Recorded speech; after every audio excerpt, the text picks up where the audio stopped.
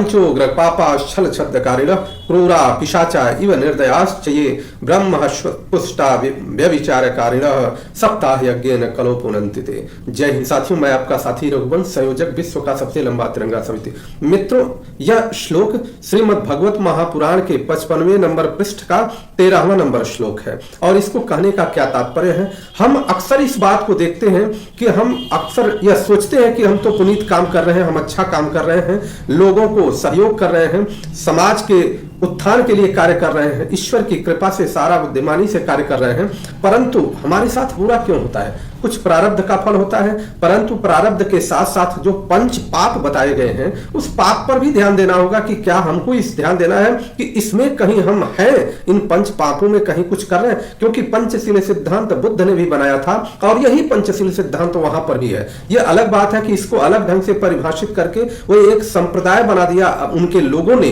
हालांकि बुद्ध भगवान ने संप्रदाय नहीं बनाया, उनके लोगों ने संप्रदाय बना दिया और समाज को तोड़ करके या समाज को आक्रोशित करके एक दूसरे से लड़ा करके और अपना एक अलग विचारधारा उत्पन्न कर दिया। लेकिन पंचशील सिद्धांत, जो पंचशील सिद्धांत है, वही पांच, यह मुख्य रूप से श्रीमद् भगवत महापुराण के 55वें नंबर पृष्ठ पर श्लोक नंबर 13वां है। ये कहता है कि पंचोग्र पापा छल छद्मकारिणः क्रूरा पिशाचा इव निर्दयाश्च ये ब्रह्म पुष्टा व्यभिचारकारिणः सप्ताह यज्ञेन कलो पुनन्ति ते।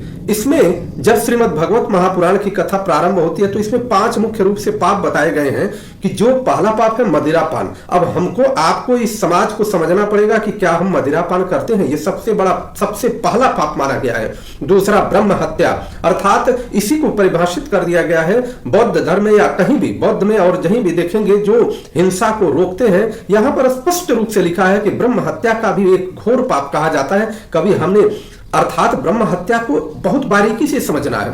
इस बारीकी से समझने के साथ लोग केवल इसको यह कर देंगे कि ब्राह्मणों की हत्या, ऐसा नहीं है। हम पूरी तरह से जीव हिंसा को इसमें समाहित करते हैं। क्या हम मांसाहार करते हैं? अगर मांसाहार करते हैं तो निश्चित रूप से हम इस 5 पाप में एक पाप कर रहे हैं। सुवर्ण की चोरी, सोने की चोरी को एक महान पाप कहा गया है, बड़ा पाप कहा गया है।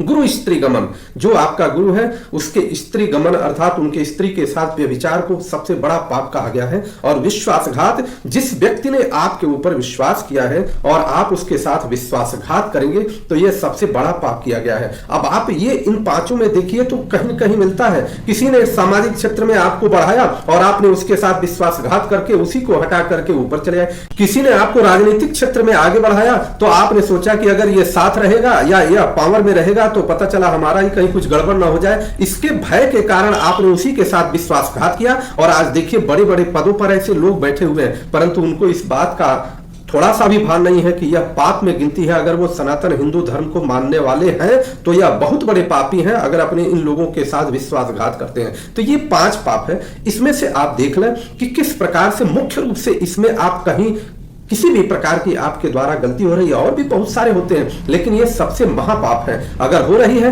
तो किसी भी अवस्था में आपको न सुख मिल सकता है, न समृद्धि मिल सकती है, न शांति मिल सकती है। सुख समृद्धि का मूल तात्पर्य यही होता है कि आपको जब शांति मिल जाए अर्थात आपका हृदय शीतल हो जाए, तब समझिए कि आपने जो चाहा है वही मिला है। नहीं तो चाह की तो कोई सीमा नहीं है, चाह तो अनंत है, उसकी कोई सीमा नहीं है। एक चीज मिला दूसरे की चाह बनकर के तैयार हो जाती है, दूसरा मिला तीसरे की बनकर तैयार हो जाती है। परंतु जिस क्षण आपको शांति मिले, हृदय शीतल हो जाए, वही समझिए आप शीतलता के साथ आपकी जो इच्छा थी या परम गति थी वह प्राप्त हो चुकी है। इसलिए हमको यह सतर्क होकर के और किसी भी प्रकार के धार्मिक भेदभाव, किसी भी प्रकार के मानवीय भेदभाव को हटाते हुए हमें केवल और केवल इस जीव और मानव के उत्थान के लिए काम करना होगा। यह श्रीमद् भगवत महापुराण का ये मुख्य तात्पर्य है। दुष्टों का संहार तो हर जगह पर विधान में बताया गया है, दुष्टों का संहार होगा ही, परंतु जिसको मैं दुष्ट कहूं वही दुष्ट है ऐसा नहीं हो सकता। जिसको शास्त्र दुष्ट कहेगा वह दुष्ट है, जिसको हमारा